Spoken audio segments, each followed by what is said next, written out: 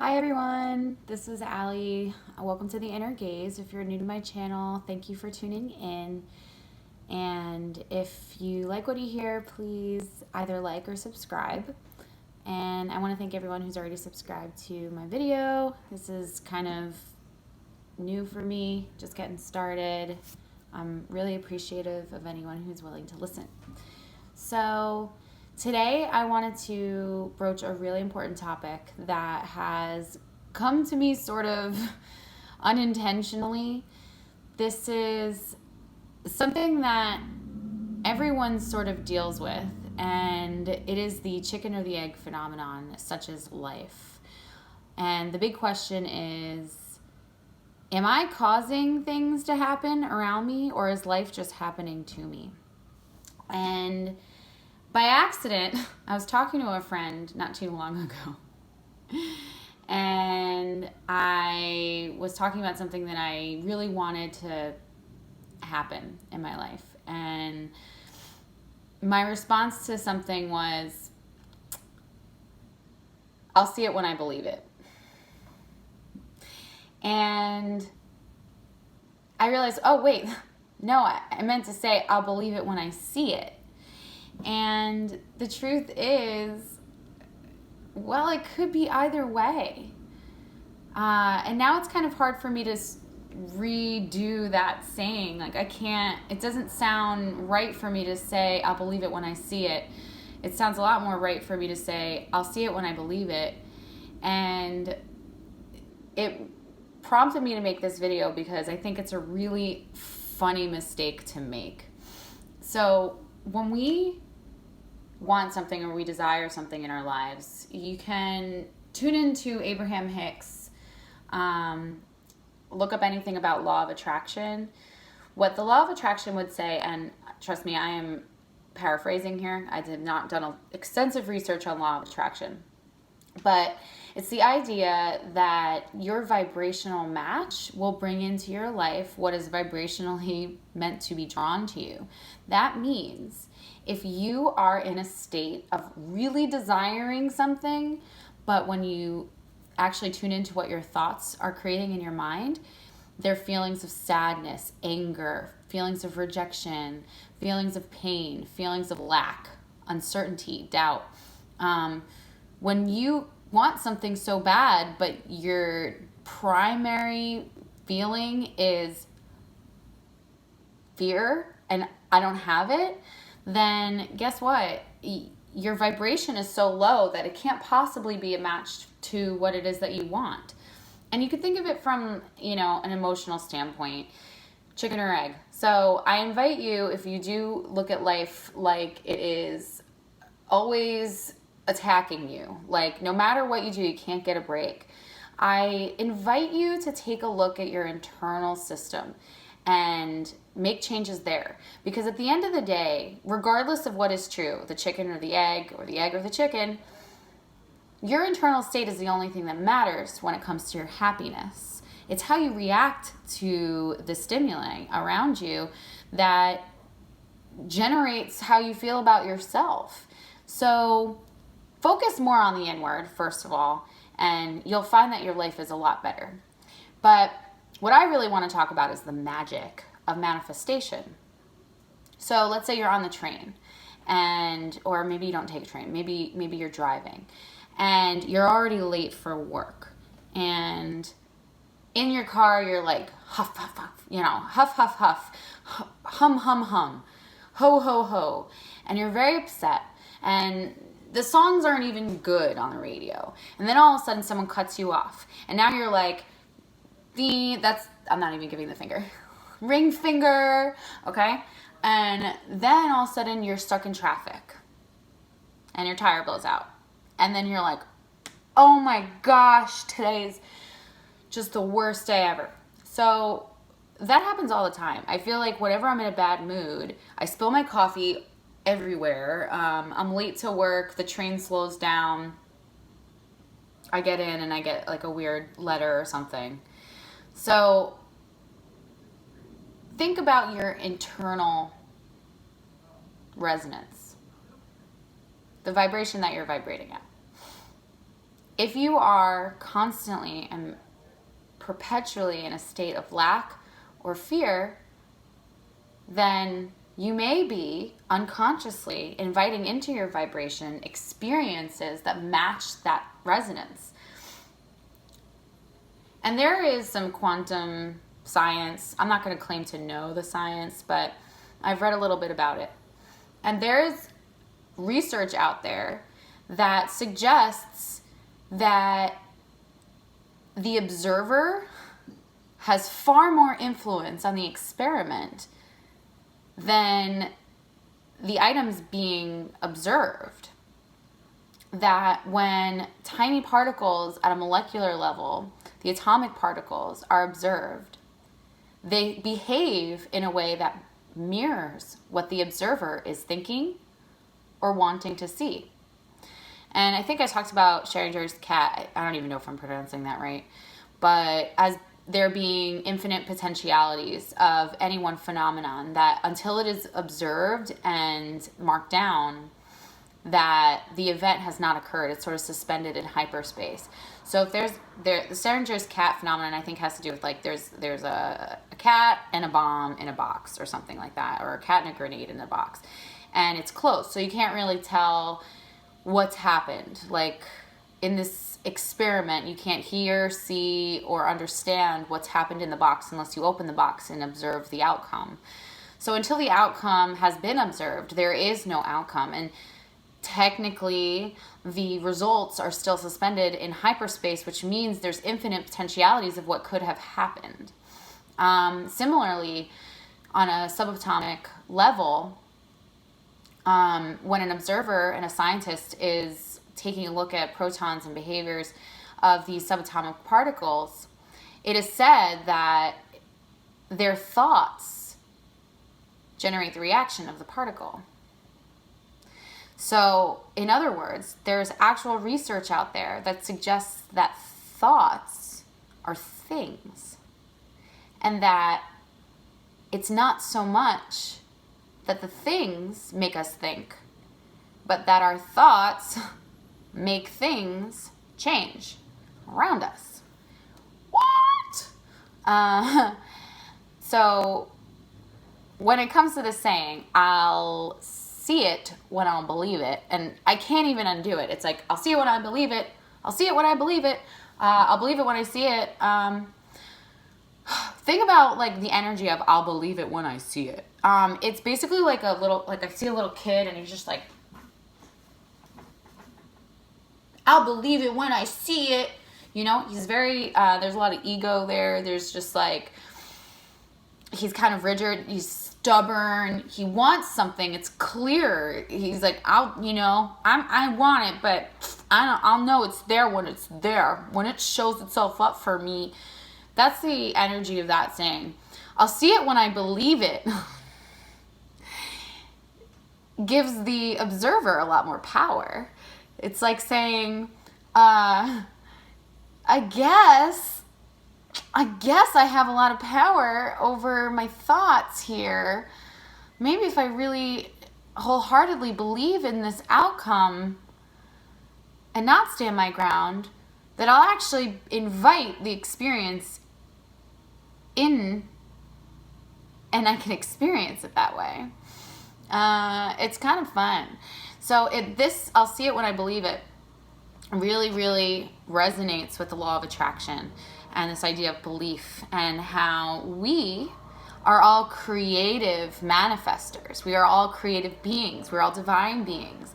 That our lives are built for us, by us, so that we can experience what it is we came here to do, what it is we came here to learn. And ultimately, the journey is always an internal one, and it is always back to love.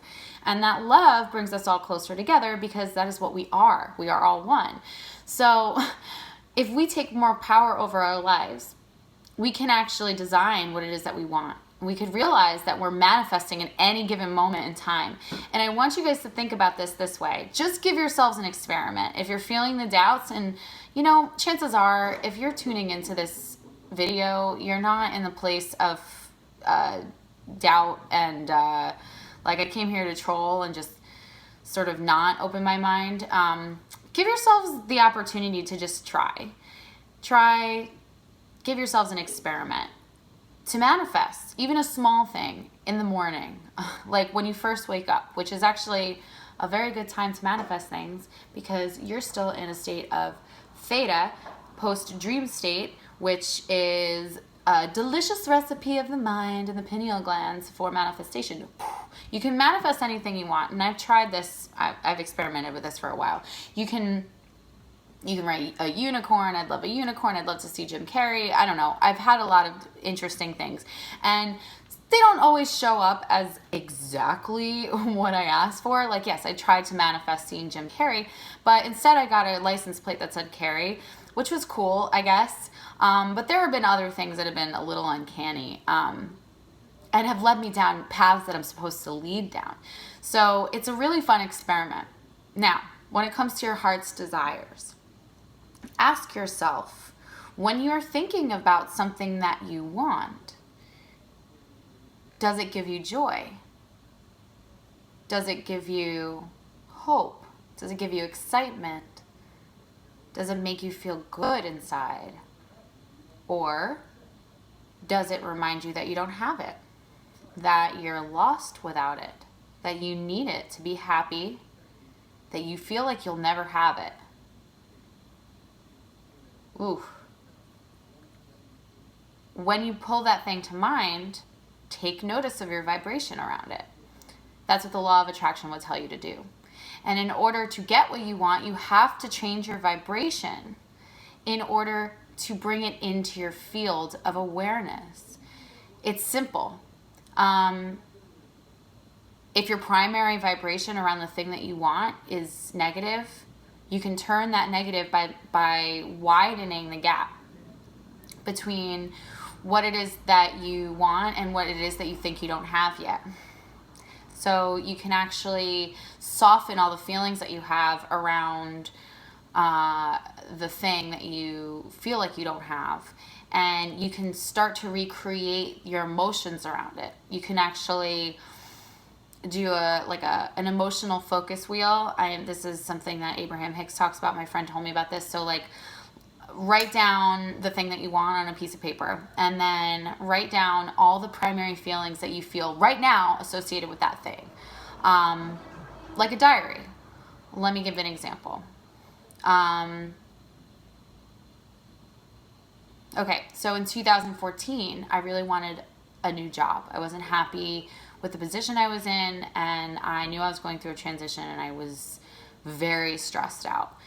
So an HR representative asked me to write out what it is that I desired. And I ended up writing a beautiful presentation. And I wrote it out and I designed this job and it felt right to me. And I kind of let it go. And it took a little bit, but it did end up getting me an interview. And the situations lined up, and within a year, I was moving into this position. Within 2 years, the specific things that I wrote down about that position, like what part of it would have something to do with HR and culture within our organization, those things started to manifest. So it's almost as though I had already created this job for me and this experience for me, simply by writing down and knowing it to be true. And as time progressed, the situations lined up so I could be led there and line up with my own manifestation.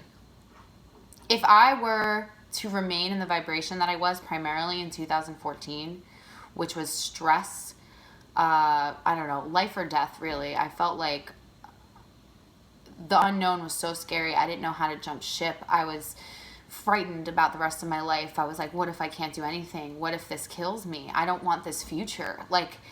It was impending doom. And there's not a lot you could do from a place of impending doom. But you can recognize the impending doom and tell yourself,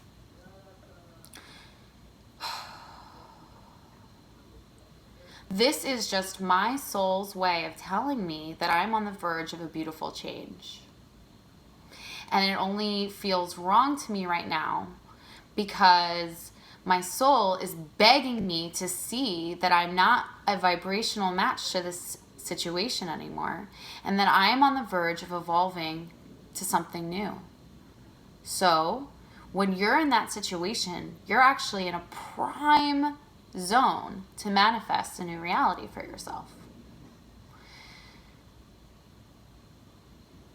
And believe it, because your opportunity is there. If you remain in a state of lack consciousness or fear, then the opportunity won't present itself so quickly. There's no risk.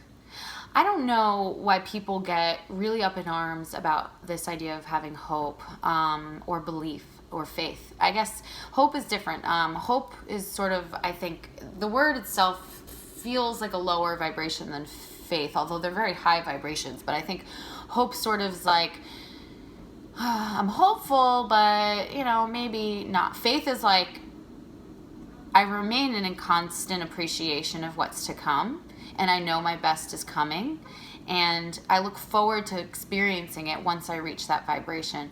Hope is like, I'm a little nervous that it won't happen, but I'm pretty optimistic about it coming my way, and it seems like it's out of my control. Faith is like, nah, I maintain this stern sensibility around what I want and what I desire. So, it was just for a second there, I thought I wasn't recording this whole thing. So, yeah, I think there is definitely a difference in the vibrations of those words. Expectation is also a lower vibration. You don't want to be expectant of anything, because that puts so much stake around what it is that you want, and it's like too narrow. Like, you don't want to be too focused on what it is that you want. Try to focus okay, here's what Abraham Hicks says that I think is really, really interesting. You don't want to hyper-focus in on what it is that you want. What you want to do is hyper-focus your energy and attune to the vibration of the emotions of what it would feel like to get what you want. And that is how you raise your vibration. It's a very simple trick. So if what you want is the love of your life to step in, don't focus on where is he, where is she, what is she doing, what is it going to look like, what is it going to happen. Focus on the vibration of the feeling of the love, the feeling of the comfort and the safety and the freedom, and all these things that remind you of the love that you want to have and the love that you want to create with another person. And so if you are focused too much on the specific outcome, you might actually get yourself into a vibration that's a little misaligned to what it is. So it's better to sort of zoom out and focus on the emotion, because you're likely then to start feeling that emotion, and then you can release the outcome and the expectation of what it is that looks like. And that is how you bring things in a lot more majestically into your path. And that's not to say that what it is that you want won't come. If it is specific, if your desire is really strong and you have an internal knowing, then likely that thing is coming your way. You have designed your life. You are the writer of your own journey. So just have faith that it's there and try to resemble that feeling, that emotion, because that's the place where you're going to be a strong manifester.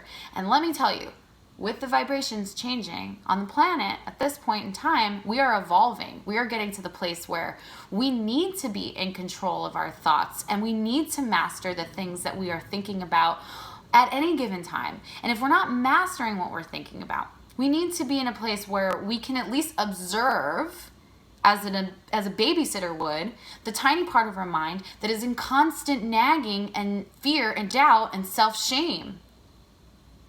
And that I can't have this. You cannot let that part govern your thoughts, because you are not going to be in a pleasant state of life. You're just going to continue to bring in what it is that you don't want. That's the exact opposite thing. So if you don't believe me, that's okay. You don't have to believe in any of this. But again, what we want to get to is a place where our now feels good all the time. So who cares if we have faith? Does faith make you happy right now? Does faith make you worry about the future? Does faith leave you open to what's to come? Then you're good in now. And that's all that matters. A lot of people would say, don't get your hopes up, because they want to guard themselves from a potential bad outcome. Well, what vibration is that? That vibration is fear-based for sure. And especially if you have friends that tell you that, try not to let them convince you to do that if that's the case. If you have a very, very strong intuition about something, or if you have faith in something and your friends are trying to convince you otherwise, observe the test, send them love, and know that they mean well. They want to protect you, but there is no need for that protection, because that protection just makes you paranoid that it's not going to come, and it makes you focus on the thing, and it makes you fear-based and basically in a state of lack, in a low vibration. So whatever it is that you want to do, you want to maintain the homeostasis of your being at this moment in time, right now, because now is the only point that matters. It's the only point that matters. I'm not saying you got to stop making plans for the future, and you have to relinquish all of your responsibilities that make you have to make plans for the future. But at the end of the day, your vibration in now is the most important vibration. So who cares if you're getting what you want in the future? Have faith. It's coming. It is coming. And you'll see it when you believe it. So I want to end this there.